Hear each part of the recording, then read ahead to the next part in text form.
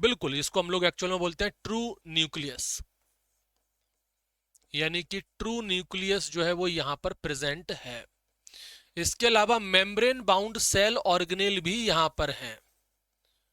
Membrane bound cell organelle, तो ये membrane bound cell organelle जो है ना वो भी हमको यहां देखने को मिलते हैं। अब इसमें एग्जाम्पल में क्या है, इसमें आपकी देखो भाई 5 किंगडम क्लासिफिकेशन पढ़े थे, उसमें से बस खाली एक किंगडम मोनेरा जो है उसको छोड़ दो, बाकी का सब कुछ इसमें आ जाएगा। किंगडम प्रोटेस्टा जो था वो इसमें आ जाएगा, किंगडम फंजाई जो था वो इसमें आ जाएगा, किंगडम प्लांटी जो था वो पूरा इसमें आ जाएगा, और पूरा एनिमेलिया, ये सब की सब जो है वो कौन है, सब की सब आपके यूकैरियोट्स की कैटेगरी में आते हैं। यहां पर सबसे पहले हम बात करें सेल मेम्ब्रेन की। अब देखो यहां पर भी दो कंडीशन होती हैं, या कहें अपन दो प्रकार के सेल हैं, एक प्लांट सेल होते हैं और एक एनिमल सेल होते हैं। यहां पर भी अगर मैं एक रूपरेखा तैयार करूं तो प्रॉपर इस तरीके का आपको एक सेल मिलेगा जो बिल्कुल शेप में होगा, बिल्कुल शेप में होगा, प्रॉपर एक शेप बनेगा, हेक्सागोनल टाइप का बनता है। चलो तो भाई हेक्सागोनल ही बनाओ, फिर ऐसा काय के लिए बना रहे हो।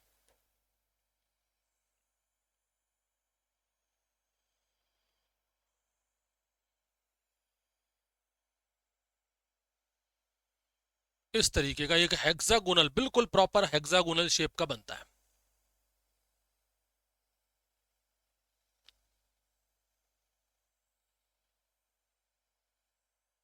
इस तरीके का, ठीक है। इसके आजू बाजू में और भी सेल होंगे।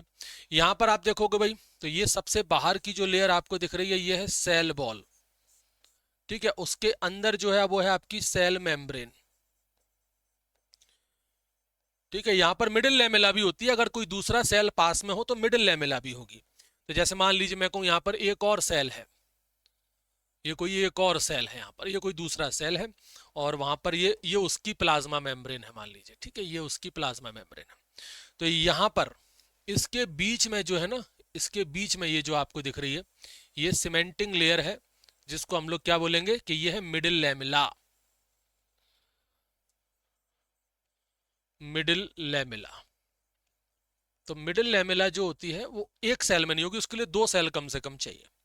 एनिमल सेल जो होती है वो नॉर्मल ऐसा रहता है, ये एनिमल सेल है। एनिमल सेल के पास केवल एक ही लेयर है और वो है सेल मेम्ब्रेन। तो क्या इसके पास सेल वॉल नहीं है? बिल्कुल नहीं है। एनिमल सेल के पास सेल वॉल जो है वो नहीं होती है, वो एब्सेंट होता है, एक बड़ा डिफरेंस है। तो यहां पर पहले हम लोग सेल मेम्ब्रेन को लेकर की चर्चा करें, जो दोनों के पास है। सेल मेम्ब्रेन किसके अंदर है भाई? ये प्लांट में भी मिलेगी और एनिमल, मतलब जितने भी लिविंग सेल हैं सबके पास होती है। सेल मेम्ब्रेन के स्ट्रक्चर को लेकर के चर्चा करें तो सबसे बढ़िया स्ट्रक्चर जो इसका रहता है वो अलग अलग मॉडल के द्वारा बताया गया है। तो सबसे अच्छा जो मॉडल माना जाता है वो फ्लूइड मोइज़ेक मॉडल है। कौन सा मॉडल है? Fluid mosaic model. ये सबसे इंपॉर्टेंट मॉडल है जो एक्सप्लेन करता है यहां पर सेल मेम्ब्रेन के स्ट्रक्चर को। और ये किसने दिया? ये दिया है सिंगर और निकोलसन ने, proposed by Singer and Nicolson. ये दो साइंटिस्ट हैं, सिंगर और निकोलसन, इन्होंने दिया है। सिंगर और निकोलसन ने दिया है। कब दिया था? ये दिया था 1972 में, 1972 में, याद रखिएगा। इनके अकॉर्डिंग ये एक लिपिड बाइलेयर है विद द प्रोटीन स्ट्रक्चर या विद द प्रोटीन एम्बेडेड। इसके अकॉर्डिंग ये एक लिपिड बाइलेयर है, लिपिड बाइलेयर है विद द प्रोटीन एम्बेडेड, जिसमें प्रोटीन जो है वो धसा हुआ है, उसके अंदर प्रोटीन उसके अंदर घुसा हुआ है, एम्बेडेड है। यहां पर जो लिपिड होता है, बेसिकली लिपिड की हम बात करें तो उसके पोलर हेड होते हैं। एक मिनट, हाँ। तो हम बात कर रहे थे कि सेल मेम्ब्रेन में इसमें जो लिपिड होते हैं उसमें पोलर हेड जो होते हैं वो बाहर की तरफ होते हैं, और उसकी जो हाइड्रोफोबिक टेल होती है वो अंदर की तरफ होती है। मतलब ये कुछ ऐसा है, जैसे मान लीजिए ये लिपिड के हेड है, ठीक है, ये क्या है? लिपिड के हेड हो गए, ये उसकी टेल हो गई।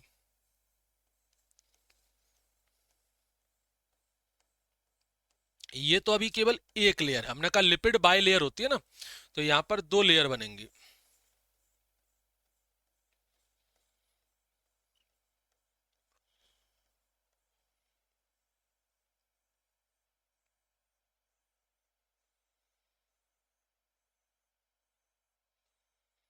इस तरीके देखा आपने।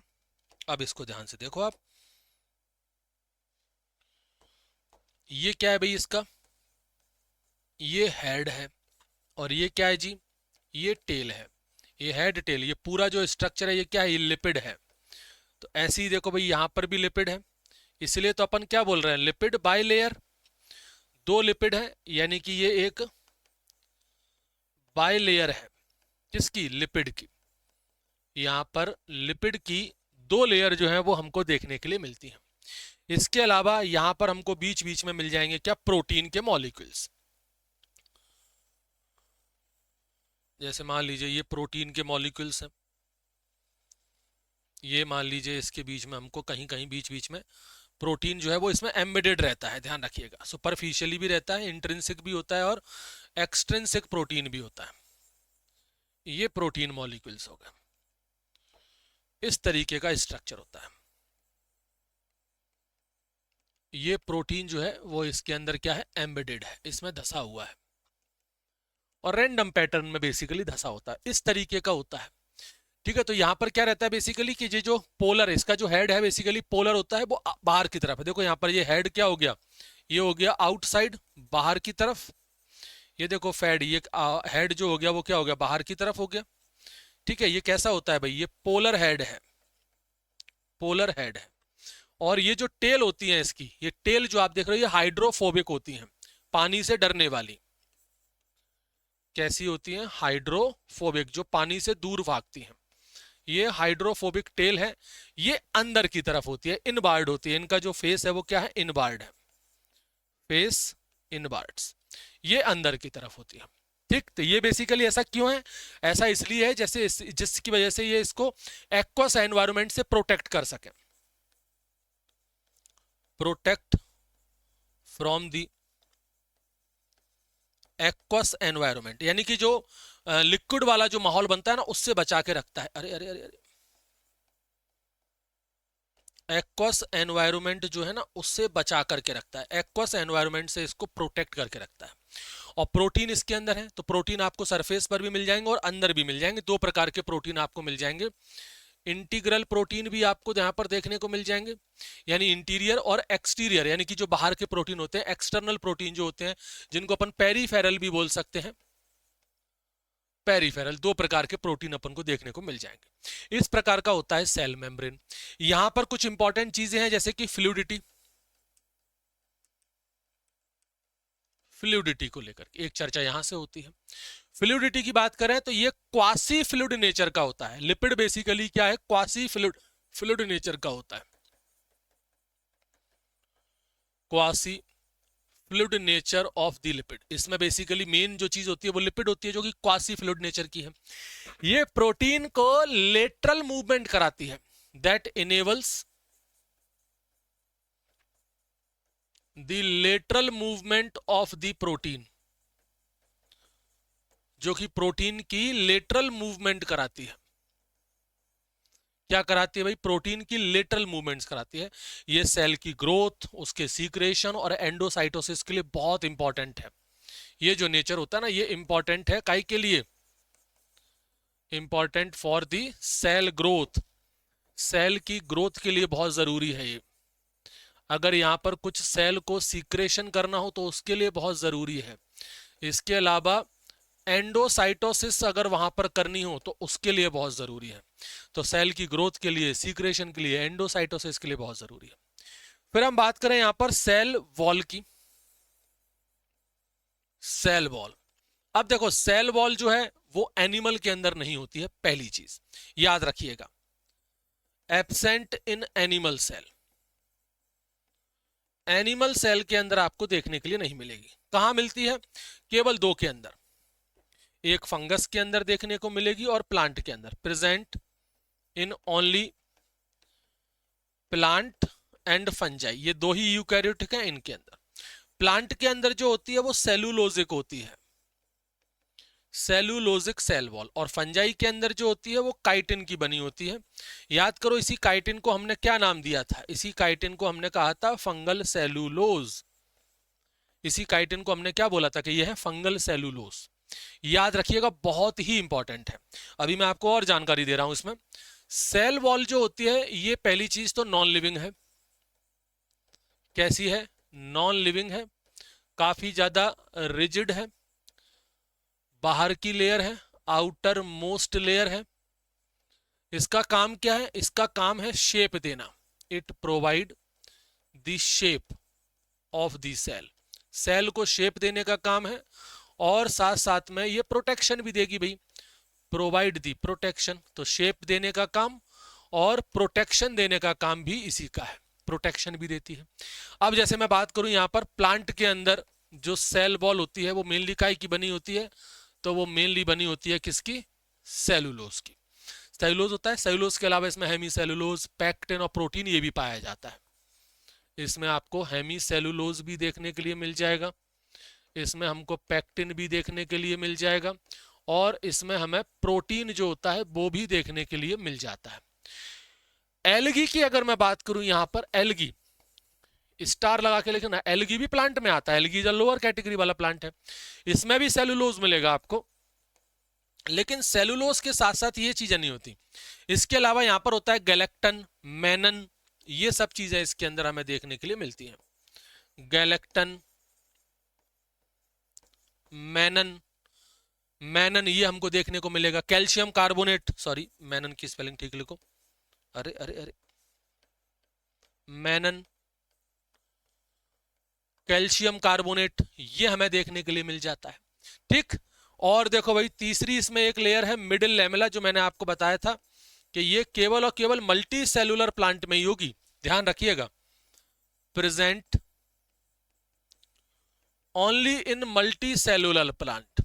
मल्टी सेलुलर प्लांट कितना होती है? ये मल्टी सेलुलर प्लांट के अंदर होती है, मल्टी सेलुलर प्लांट में मिलेगी।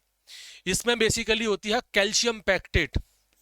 ये काय की बनी होती है? ये बनी होती है कैल्शियम पैक्टेट की, कैल्शियम पैक्टेट की। किसकी बनी होती है? कैल्शियम पैक्टेट की, जिसका काम क्या है?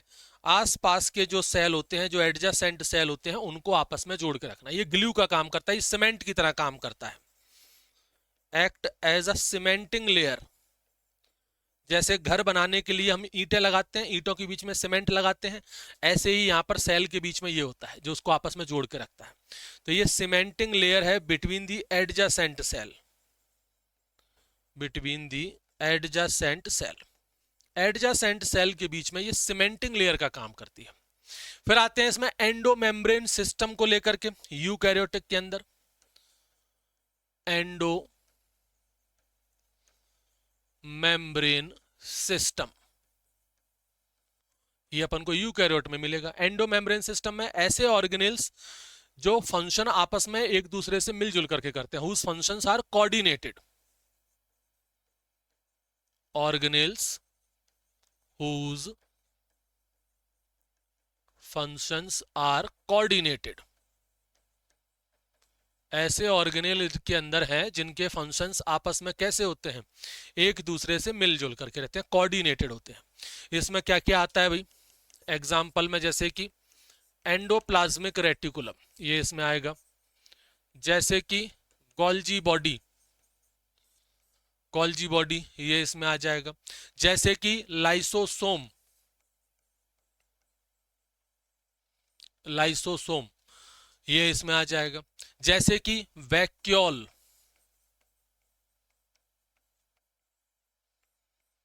वैक्यूल, तो endoplasmic reticulum, Golgi body, lysosome, vacuole ये इसके अंदर है। इन बात को ध्यान रखना। हाँ, माइटोकॉन्ड्रिया, क्लोरोप्लास्ट, पैरोक्सिसोम वो इस सिस्टम का पार्ट नहीं है, ये नोट में लिख लेना। ध्यान रखिएगा, एंडो मेम्ब्रेन सिस्टम के पार्ट नहीं है। कौन कौन? माइटोकॉन्ड्रिया हो गया, ठीक है, क्लोरोप्लास्ट हो गया, और पैरोक्सिसोम हो गया। Peroxisome are not the part of this system, ये जो एंडो मेम्ब्रेन सिस्टम है, इस सिस्टम का ये पार्ट नहीं है। बात समझ में आ रही है? इसको इसका पार्ट मत समझ लेना। माइटोकॉन्ड्रिया, क्लोरोप्लास्ट और पेरोक्सीसोम ये एंडो मेम्ब्रेन सिस्टम के पार्ट नहीं है, उसके हिस्से नहीं है। ठीक, इसमें जैसे हम सबसे पहले एंडोप्लाज्मिक रेटिकुलम की चर्चा करें। Endoplasmic reticulum, endoplasmic reticulum, short में हम लोग क्या बोलते हैं इसको? E R, endoplasmic reticulum, E R. ये दो टाइप के होते हैं। कितने प्रकार के होते हैं बाबू? दो प्रकार के होते हैं। एक होता है rough endoplasmic reticulum, R E R. आर का मतलब यहां पर क्या है? रफ। और ई आर का मतलब आपको पता है। तो एक तो होता है रफ एंडोप्लाज्मिक रेटिकुलम। रफ क्यों बोलते हैं? क्योंकि इसके पास राइबोसोम होते हैं।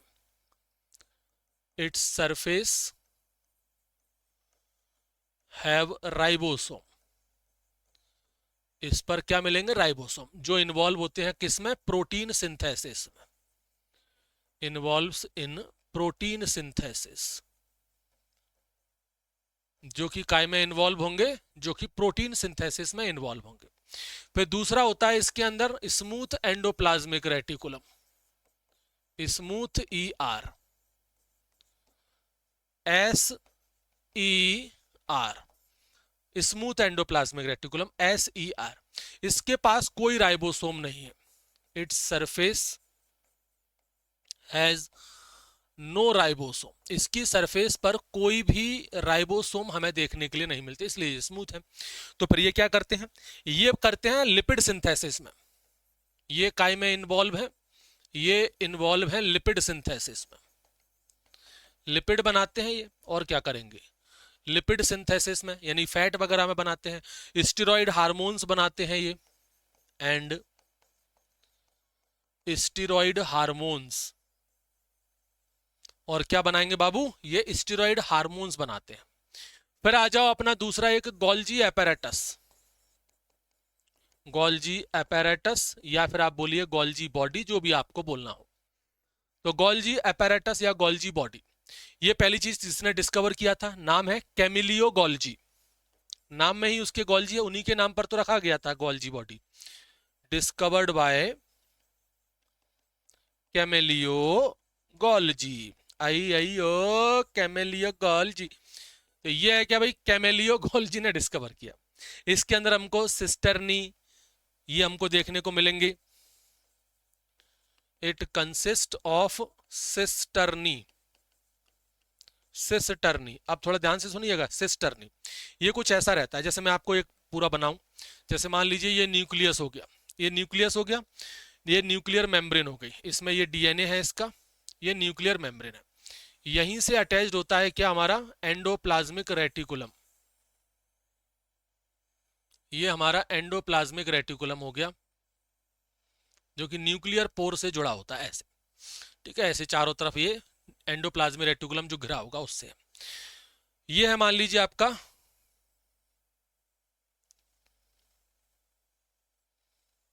ये है हमारी गोल्जी बॉडी। ठीक है, ये मान लीजिए मैंने यहां पर एक सेल बना दिया पूरा।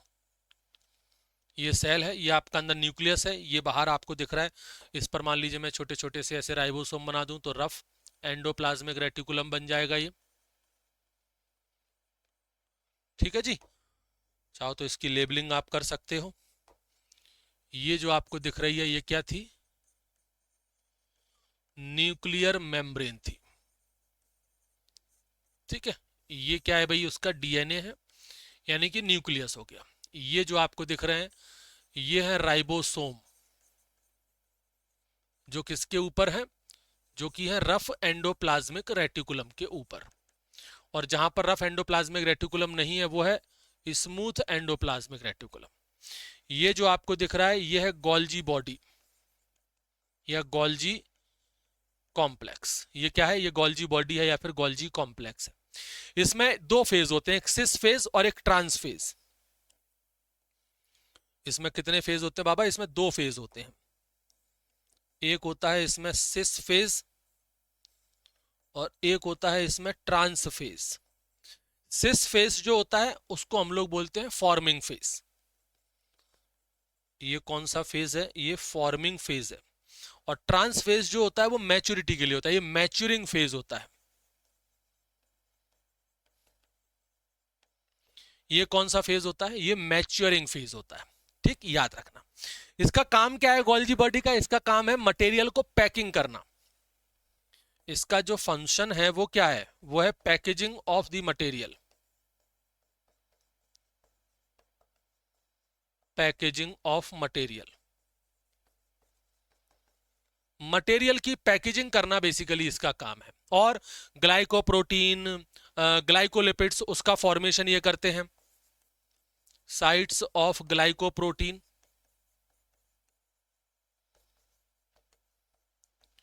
एंड ग्लाइकोलिपिड्स,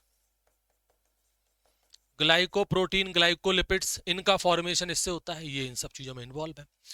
फिर हम बात करें इसमें लाइसोसोम की।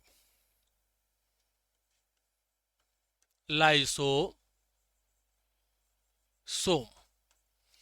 ये देखो भाई, ये एक और अगला सेल ऑर्गेनेल है lysosome.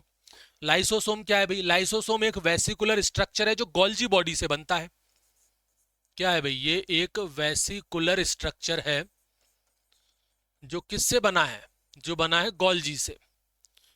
Formed from the Golgi, यानी गोल्जी बॉडी ही यहां पर क्या बनाती है? लाइसोसोम बनाती है। इसके अंदर ना हाइड्रोलाइटिक एंजाइम्स भरपूर होते हैं, उसी से भरा होता है ये। Rich in hydrolytic enzyme. क्या होते हैं इनके अंदर? इनके अंदर हाइड्रोलाइटिक एंजाइम्स होते हैं जो किसी भी चीज को डाइजेस्ट कर देते हैं। किसी भी चीज को, ये अपने आप को भी मार सकते हैं। सेल को, बूढ़े सेल को भी अगर हाइड्रोलाइज करना हो तो ये कर देते हैं। इसमें हाइड्रोलेसेस होते हैं, जैसे लाइपेजेस, प्रोटीएसेस, कार्बोहाइड्रेसेस, ये सब चीजें इसमें होते हैं। इसमें हाइड्रोलेसेस एंजाइम्स भरपूर मात्रा में है। जैसे लाइपेजेस, लिपिड को काटने के लिए लाइपेजेस है। जैसे प्रोटीएजेस, जैसे कार्बोहाइड्रेट को तोड़ने के लिए कार्बोहाइड्रेटेजेस, ये अपन को देखने के लिए इसमें मिल जाएंगे। कार्बोहाइड्रेसेस, सॉरी, नॉट कार्बोहाइड्रेटेसेस। आइए आइयो, इसको सही करो जी। कार्बोहाइड्रेसेस, तो ये अपन को इसमें देखने को मिल जाएंगे। और ये सब एक्टिव होते हैं एसिडिक पीएच पर। Active at acidic pH. इनमें जो एसिडिक पीएच होता है वो हाइड्रोजन आयन की वजह से होता है। फिर हम बात करें इसमें वैक्यूल की।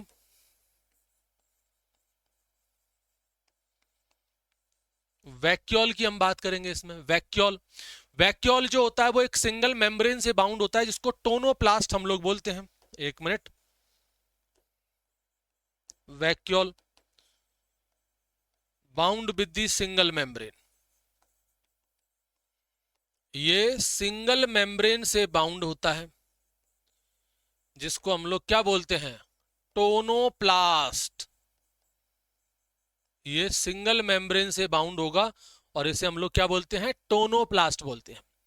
प्लांट के अंदर 90% वॉल्यूम ये इसी का होता है। वैक्यूल का 90% वॉल्यूम कवर करता है प्लांट के अंदर ये। In plant it occupy 90% volume of the cell. सोच लो अब आप, सेल का 90% वॉल्यूम जो होता है वो ये वैक्यूल ही कवर कर लेता है, इतना बड़ा होता है। ठीक, इसमें जो टोनोप्लास्ट है ये बड़ा इंपॉर्टेंट है। कंसंट्रेशन ग्रेडियंट के अगेंस्ट आयन का ट्रांसपोर्ट करता है। इसमें ये जो टोनोप्लास्ट, इसकी जो लेयर है ना, मेम्ब्रेन जो है, सबसे पतली लेयर होती है ये, थिनेस्ट मेम्ब्रेन। सबसे पतली मेम्ब्रेन जो है, थिनेस्ट मेम्ब्रेन, यही है। ये क्या करती है भाई? Facilitate the transport of ions. Ions का जो ट्रांसपोर्ट है वो काम अगेंस्ट द कंसंट्रेशन ग्रेडियंट, वो काम बेसिकली ये कर लेती है। ठीक है जी। चलो अब आते हैं हम लोग यहां पर माइटोकॉन्ड्रिया की। माइटोकॉन्ड्रिया और क्लोरोप्लास्ट, ये दो चीजें हम लोग देखेंगे। माइटोकॉन्ड्रिया, माइटोकॉन्ड्रिया का डायग्राम वगैरह तो आप लोग जानते ही हो, आप लोगों ने बनाया भी होगा। बड़ा कॉमन सा डायग्राम है।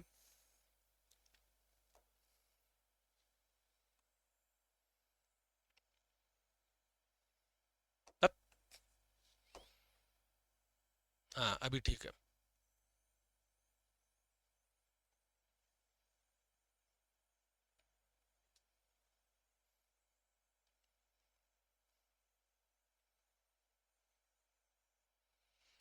ये जी बन गया माइटोकॉन्ड्रिया।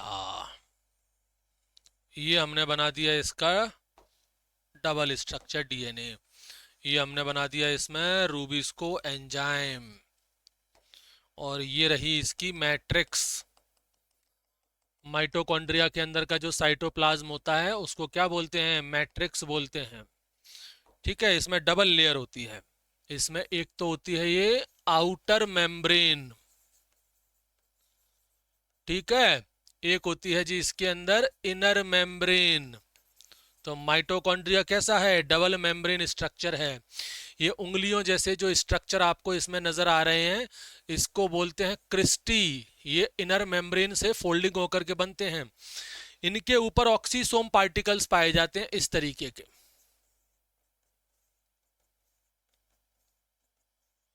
इस तरीके से, और बहुत सारे होते हैं, थोड़े बहुत नहीं। यहाँ तो मैं बना नहीं पाऊंगा इतने सारे भाई, तो सिर्फ आपको दिखाने बताने के लिए बस बना रहा हूं एक आधा। ये इस तरीके के इसमें अपन को मिलेंगे ऑक्सीसोम पार्टिकल्स। ये है इसके अंदर ऑक्सीसोम पार्टिकल, जिनको हम लोग F1 F0 पार्टिकल के नाम से भी जानते हैं, एलिमेंट्री पार्टिकल के नाम से भी इनको हम लोग जानते हैं। तो ये दोनों की दोनों कौन, एक माइटोकॉन्ड्रिया और एक प्लास्टिड, दोनों की दोनों एंडोसिम्बायोंट होते हैं। ये भी एंडोसिम्बायोंट है। तो ये इसको हम लोग पावर हाउस बोलते हैं। माइटोकॉन्ड्रिया को क्या बोला जाता है बाबू? पावर हाउस बोला जाता है, माइटोकॉन्ड्रिया। पहले तो कैसा होता है? ये एंडोसिम्बायोंट होता है, ठीक है। इसको हम लोग क्या बोलते हैं कि ये है powerhouse of the cell, यानी कि सेल को पूरी की पूरी जो एनर्जी है वो यहीं से मिलती है। डबल मेम्ब्रेन स्ट्रक्चर है, साफ साफ दिख रहा है, अभी हमने बताया भी था। कैसा स्ट्रक्चर है बाबा? ये एक डबल मेम्ब्रेन स्ट्रक्चर है। दो मेम्ब्रेन इसमें पाई जाती है। अंदर की जो मेम्ब्रेन यहां पर होती है, जो इनर मेम्ब्रेन है, वो फोल्ड होकर के क्या बनाती है? उंगलियों जैसा स्ट्रक्चर बनाती है। Fold and form finger like structure. ये देखो उंगलियों जैसा स्ट्रक्चर है, ये उंगलियों जैसा स्ट्रक्चर है, तो फिंगर लाइक स्ट्रक्चर बनाती है, जिसको हम लोग क्या बोलते हैं? क्रिस्टी बोलते हैं। क्रिस्टी, कॉल्ड क्रिस्टी, जिसे हम लोग क्या बोलते हैं? क्रिस्टी। तो फिंगर लाइक स्ट्रक्चर बनाती है जिसको क्रिस्टी बोलते हैं। इसका बेसिकली काम यह है कि सरफेस एरिया को इंक्रीज कर देती है, बस। It increases the surface area, बस ये इसका काम है बाबा, और कुछ नहीं। ये सरफेस एरिया को इंक्रीज कर देती है। और इसके अंदर हम बात करें तो इसका जो साइटोप्लाज्म होता है उसको मैट्रिक्स बोलते हैं। इसके मैट्रिक्स में आपको बहुत सारी चीजें मिलेंगी। एक तो आपको यहां पर सिंगल सर्कुलर डीएनए मिल जाएगा, जो बैक्टीरिया के अंदर होता है वैसा ही डीएनए इसमें भी अपन को देखने को मिलता है। इसमें कुछ आरएनए देखने के लिए मिल जाते हैं हमको। इसमें हमको 70S टाइप का राइबोसोम देखने के लिए मिल जाता है। कमाल हो गया भाई, राइबोसोम जो है वो ऑर्गेनेल के अंदर प्रेजेंट है, इसलिए तो राइबोसोम को ऑर्गेनेल विद इन ऑर्गेनेल बोलते हैं, ठीक। और यहां पर ये खुद से डिवाइड भी हो सकता है बाय द फिजन। इस बात को भी ध्यान रखना कि माइटोकॉन्ड्रिया जो है वो किससे डिवाइड होता है, किस प्रोसेस से डिवाइड होता है? तो वो फिजन की प्रोसेस से डिवाइड होता है। फिर हम बात करें यहां पर प्लास्टिड की। अब प्लास्टिड भी कई प्रकार के होते हैं, जिसमें से एक बड़ा इंपॉर्टेंट है क्लोरोप्लास्ट। कौन सा? क्लोरोप्लास्ट। ये सभी प्लांट सेल के अंदर पाए जाते हैं और यूग्लिनोइड्स के अंदर भी पाए जाते हैं। Plastid found in all plant cell, जितने भी प्लांट सेल हैं उनमें मिलेंगे। और जो यूग्लिनोइड्स है ना, उनके अंदर भी हमें प्लास्टिड जो है वो देखने के लिए मिलते हैं। अब इसमें से जो मैंने बताया सबसे इंपॉर्टेंट, ऐसे तो भैया आपके 3-4 प्रकार के होते हैं, जैसे एक ल्यूकोप्लास्ट होता है जो कलरलेस होता है, एक क्रोमोप्लास्ट होता है जो कलरफुल होता है, एक क्लोरोप्लास्ट होता है जो कि क्लोरोफिल वाला होता है, जिसमें क्लोरोफिल पाया जाता है। क्लोरोफिल कंटेनिंग प्लास्टिड, ये एक ऐसा प्लास्टिड है जिसके अंदर क्या है? जिसके अंदर क्लोरोफिल प्रेजेंट है, जिसके अंदर क्लोरोफिल प्रेजेंट है। यही है वो क्लोरोफिल जो लाइट को ट्रैप करता है। ट्रैप दी लाइट, लाइट को ट्रैप करने वाला जो पिगमेंट है वो यही है क्लोरोफिल, और इसी क्लोरोफिल की वजह से उसमें ग्रीन कलर आता है, इसी क्लोरोफिल की वजह से। एक होता है chromoplast, chromoplast, chromoplast green colour का नहीं होगा, बाकी की और किसी भी कलरफुल मिल जाएगा। ये कलरफुल प्लास्टिड है, यानी और किसी भी कलर का हो सकता है लेकिन ग्रीन कलर का नहीं हो सकता, बस ग्रीन कलर, क्योंकि ग्रीन कलर का तो ये है, ध्यान रखिएगा, ये ग्रीन कलर का है, ग्रीन कलर का जो प्लास्टिड है वो तो ये है, और ग्रीन कलर का क्यों है? क्लोरोफिल की वजह से है। क्रोमोप्लास्ट में बाकी के और होते हैं, जैसे फैट सॉल्युबल कैरोटिनॉइड पिगमेंट अपन को यहां देखने को मिल जाएंगे। इसमें हमें fat soluble carotenoid pigment, fat soluble carotenoid pigment हमको देखने को मिल जाएंगे, जैसे जैसे येलो, ऑरेंज, रेड, इस तरीके के पिगमेंट जिसकी वजह से कलर आता है, येलो है, ऑरेंज है, रेड है। जैसे टमाटर जो होता है, टमाटर अगर मैं उदाहरण के तौर पे बताऊं कि टोमेटो का जो रेड कलर है, टमाटर का जो लाल रंग है, वो किसकी वजह से है? वो लाइकोपीन की वजह से होता है। किसकी वजह से होता है बाबा? लाइकोपीन पिगमेंट की वजह से होता है, और वो लाइकोपीन यहीं इसी क्रोमोप्लास्ट के अंदर होता है। एक होता है इसमें ल्यूकोप्लास्ट, कौन सा है? तीसरा, तीसरा है इसके अंदर ल्यूकोप्लास्ट, ल्यूकोप्लास्ट। ल्यूकोप्लास्ट कलरलेस होते हैं, उनमें कोई भी कलर देखने के लिए हमें नहीं मिलेगा, ये कलरलेस होते हैं। तो फिर इनका काम क्या है? इनका काम है न्यूट्रिएंट को स्टोर करना, it store the food, food material उसको स्टोर करते हैं। फिर इसमें भी अलग अलग टाइप बन जाते हैं। फूड मटेरियल मान लीजिए वो स्टार्च को स्टोर कर रहा है तो अमाइलोप्लास्ट बोल देंगे। जैसे एक होता है इसमें अमाइलोप्लास्ट, तो अमाइलोप्लास्ट क्या करेगा? ये स्टोर करता है स्टार्च को, जैसे आलू के अंदर पाया जाता है। जैसे इलेईप्लास्ट, इलेईयोप्लास्ट, ये क्या करेगा भाई? इलेईयोप्लास्ट ये स्टोर करता है ऑयल को, ऑयल को स्टोर करेगा। एक एल्यूरोप्लास्ट जो प्रोटीन को स्टोर करता है, एल्यूरोप्लास्ट, ये किसको स्टोर करेगा? ये स्टोर करता है प्रोटीन को, ये प्रोटीन को स्टोर करता है। तो ऐसे अलग अलग टाइप के ल्यूकोप्लास्टिक अपन को देखने को मिल जाएंगे। फिर हम बात करते हैं इसमें न्यूक्लियस की। न्यूक्लियस, न्यूक्लियस कैसा होता है बाबा? न्यूक्लियस ऐसा रहेगा, जिसमें आपको, इसमें भी डबल मेम्ब्रेन होती है, ध्यान रखिएगा, न्यूक्लियस में भी डबल मेम्ब्रेन होती है। बेकार, ऐसा बनाओ,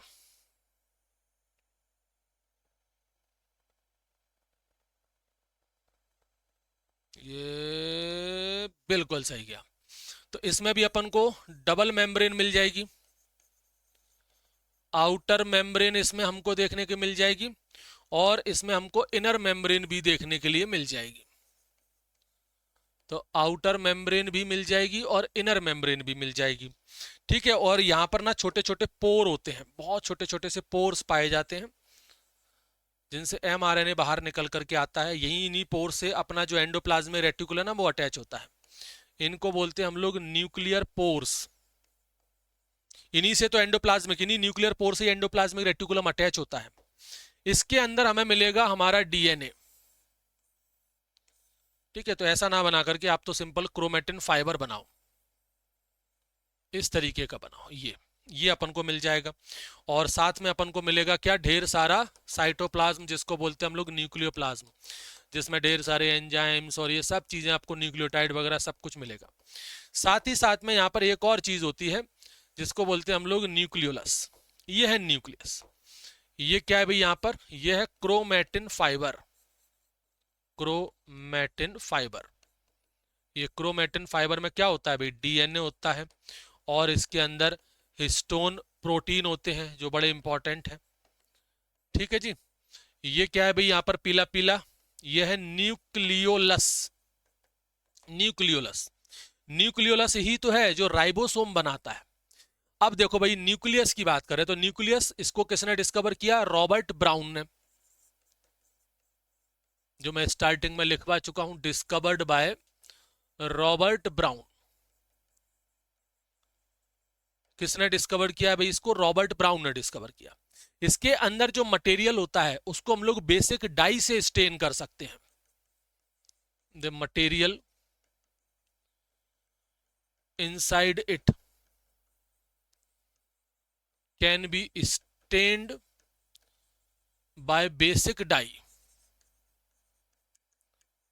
किससे स्टेन कर सकते हैं इसे हम लोग? बेसिक डाई से स्टेन कर सकते हैं।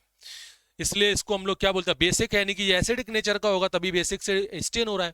तो ये होता है क्रोमेटिन। उसको हम लोग क्या बोलते हैं? उस मटेरियल को क्रोमेटिन।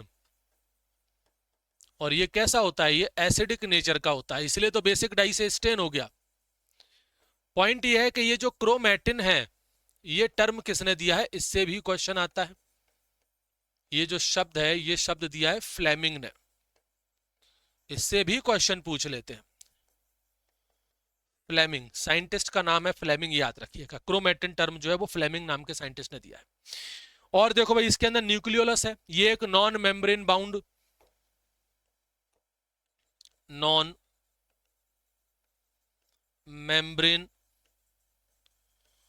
बाउंड ऑर्गेनेल कह दीजिए इसको, न्यूक्लियस के अंदर है।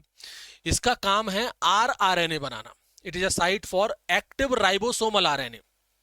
ये क्या बनाता है? It is a site of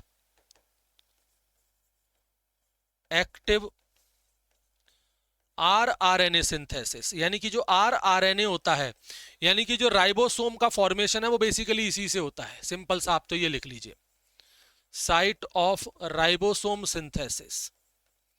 ribosome का सिंथेसिस बेसिकली इससे होता है, न्यूक्लियोलस से होता है। आ रही है बात समझ में? इस चीज को आप लोग यहां पर याद रखना।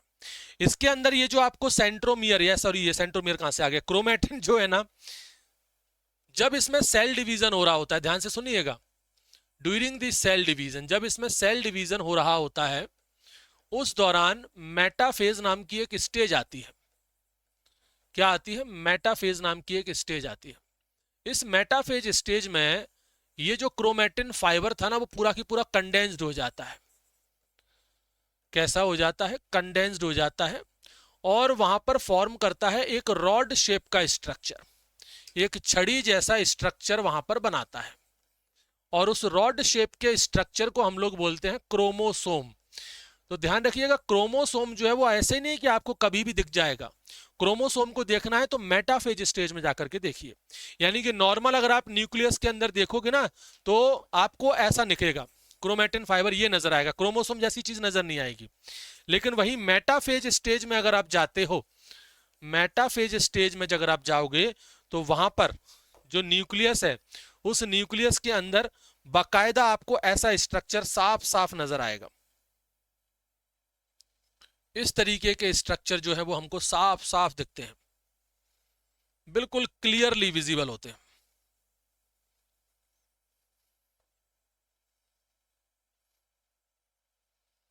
बिल्कुल ऐसे स्ट्रक्चर जो हैं वो हमको यहां पर क्लियरली विजिबल होते हैं, ऐसे स्ट्रक्चर। ये है क्रोमोसोम। क्रोमोसोम जो मेटाफेज स्टेज पर अपन को क्लियरली दिखेंगे। अब यहां क्रोमोसोम की अगर मैं बात करूं तो थोड़ा उसको ही देख लेते हैं अपन। चलो देखो, क्रोमोसोम कुछ ऐसा होता है।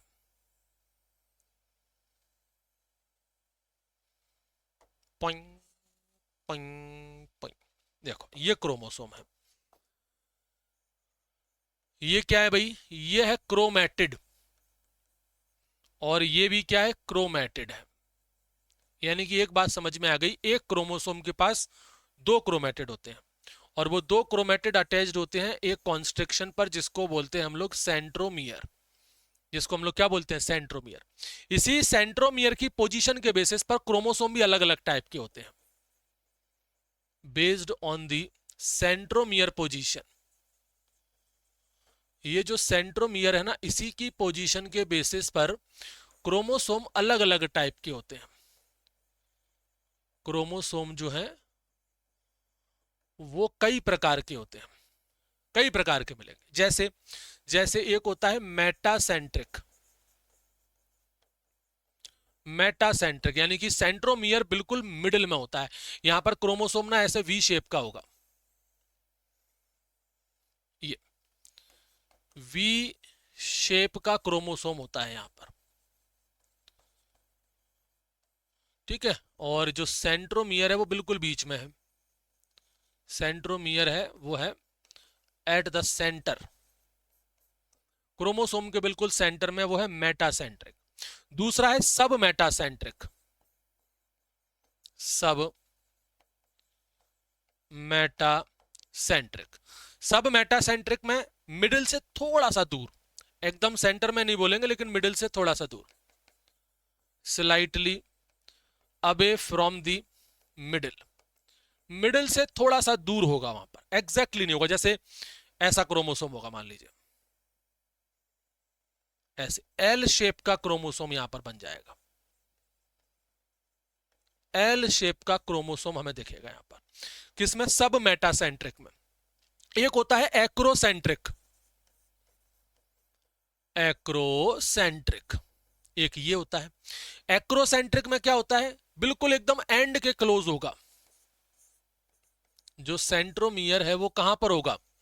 वो प्रेजेंट होगा close to the end, close to the end, बिल्कुल एंड में नहीं लेकिन क्लोज टू द एंड। जैसे मान लीजिए ये क्रोमोसोम है तो यहां पर प्रेजेंट होगा और ये छोटा सा पार्ट अपन को और दिख जाएगा इस तरीके का। तो इसको हम लोग ऐसा बोल सकते हैं कि ये जे शेप का है। जे शेप का कैसे बनाओगे? इसको ऐसे बना लो, देखो ये इस तरीके का रहता है, ऐसा बना लो इसको प्रॉपर। तो ये होता है भाई आपके जे शेप का। ये याद रखिएगा किसमें कौन सा शेप बन रहा है, ये जे शेप का क्रोमोसोम होता है एक्रोसेंट्रिक में, जे शेप का। एक होता है टीलोसेंट्रिक जिसमें बिल्कुल टॉप पर मिलेगा, ठीक है। फिर एक है आपका टीलोसेंट्रिक क्रोमोसोम, टीलोसेंट्रिक, यहां पर टर्मिनल सेंट्रोमियर है बिल्कुल टॉप पर, यहां पर आपको मिलेगा एकदम टर्मिनल सेंट्रोमियर, एकदम टॉप पर मिलेगा। और ये होता है आई शेप का, बिल्कुल ऐसे जैसे कि ये है, और यहां पर आपको सेंट्रोमियर मिलेगा, आई शेप का होता है, आई होता है ऐसा, आई शेप का क्रोमोसोम यहां पर हमें देखने के लिए मिल जाएगा। क्लियर हुआ? हो जाना चाहिए। अब बात करते हैं यहां पर लास्ट छोटा सा आपका राइबोसोम। अब देखो राइबोसोम जो है उसमें कोई मेम्ब्रेन नहीं होती है, ये मेम्ब्रेन लेस है, कोई भी मेम्ब्रेन इसके अंदर हमें देखने के लिए नहीं मिलेगी, मेम्ब्रेन लेस होता है। प्रोकैरियोट में भी है और यूकैरियोट में। थोड़ा इसके फीचर में आपको समझा देता हूं, एक टेबल बना लीजिएगा आप, फीचर लिख लीजिए, एक तरफ लिख लीजिए प्रोकैरियोट और एक तरफ लिख लीजिए आप यहां पर यूकैरियोट्स। अब देखो भाई जो फीचर्स में, जैसे मान लीजिए प्रोकैरियोट वाला कौन सा है पहले तो बता दो, 70s टाइप, और ये कौन सा है? 80s टाइप का है। अब जैसे फीचर्स में मान लीजिए मैं कह रहा हूं यहां पर लार्ज यूनिट बताइए आप, लार्ज सब यूनिट बताइए। तो 70 में जो लार्ज सब यूनिट है वो कौन सी है? 50s वाली है। वहां पर लार्ज सब यूनिट जो है वो 60s वाली है। स्मॉल सब यूनिट कौन सी है? स्मॉल सब यूनिट, यहां पर स्मॉल सब यूनिट 30s है। ये ना मैथमेटिक्स जैसा नहीं है कि 30 और 50 तो 80 होते हैं, 70 कैसे हो रहा है, हर जगह मैथमेटिक्स इस्तेमाल नहीं करते बच्चे, ठीक है। वहां पर होता है 40, ये यहां पर प्लस नहीं करना है कि यहां प्लस करके जोड़ने लग जाओ, जोड़ना नहीं है आपको। लोकेशन की हम बात करें कौन कहां प्रेजेंट होता है, तो देखो भाई ये प्रोकैरियोट वाला ये डायरेक्ट साइटोप्लाज्म में मिलेगा, ठीक है, ये हमको मिलेगा साइटोप्लाज्म में, या फिर प्लाज्मा मेम्ब्रेन पर भी एसोसिएट होता है, वहां भी देखने को मिल जाएगा। और ये हमको मिलता है साइटोप्लाज्म में, साइटोप्लाज्म में कहां? जो रफ एंडोप्लाज्मिक रेटिकुलम है ना वहां पर। और एक और चीज ये हमको मिलेगा आल्सो इन दी माइटोकॉन्ड्रिया, हाँ माइटोकॉन्ड्रिया और क्लोरोप्लास्ट के अंदर भी हमें देखने के लिए मिलता है ऑफ द यूकैरियोटिक सेल। जो यूकैरियोटिक सेल है उसमें जो माइटोकॉन्ड्रिया क्लोरोप्लास्ट है वहां भी तो होता है ये, समझ रहे हो। और राइबोसोम का काम क्या है? प्रोटीन बनाने का है, इसलिए इसको हम लोग प्रोटीन फैक्ट्री भी बोलते हैं, protein factory of the cell, cell का इंजन है बेसिकली ये। इंजन ऑफ दी सेल, इसी को कहते हैं हम लोग, ठीक है। एटीपी मिल किसको कहते हैं, तो वो माइटोकॉन्ड्रिया को बोलते हैं। पावर हाउस किसको बोलते हैं, तो वो माइटोकॉन्ड्रिया को बोलते हैं। क्लियर? ये हो गया जी अपना complete cell, the unit of life. मिलते हैं फिर नेक्स्ट क्लास में। थैंक यू, जय हिंद, जय भारत।